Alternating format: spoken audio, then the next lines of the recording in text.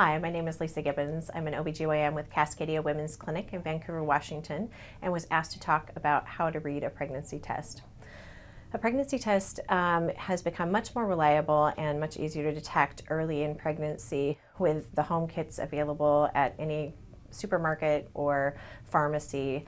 And the biggest thing is to read the instructions for them. They're all a little bit different and all have different results as far as how they're presented, whether it's a plus or a blue stripe or a pregnancy read that says pregnancy positive. They're all a little bit different.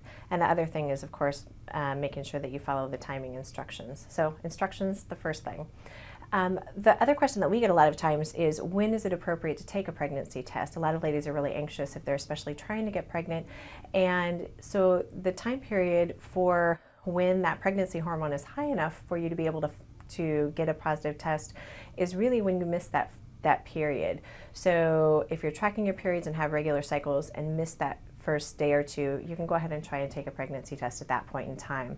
The best timing is first thing in the morning when the urine is concentrated, because that will allow higher levels of the pregnancy hormone to be in the urine. If you are taking it later in the day for whatever reason, make sure that you haven't overhydrated, because that can potentially dilute that pregnancy hormone and make a positive pregnancy test read negative.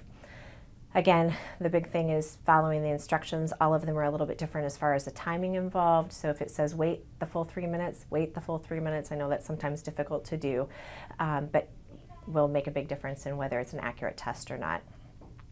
And then in the rare event that it would be negative and you are pregnant, it could just mean that it's a little bit too early to test. So if you're still having symptoms of pregnancy, whether it's breast tenderness or a missed period, some nausea, what have you, then retake the test in a couple of days to a week later and see, because that pregnancy hormone needs to become high enough to a level where it can be picked up by the test.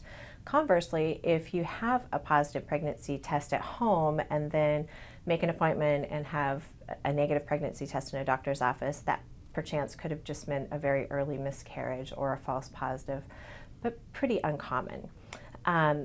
In the rare event, again, that a pregnancy test is continuing to be read negative and you're still having symptoms, either a missed period or other pregnancy-related symptoms, you may want to follow with your family practitioner or OB-GYN to have a blood draw, because that hormone testing is a lot more sensitive and will pick up a much lower level of that pregnancy hormone, the beta-HCG.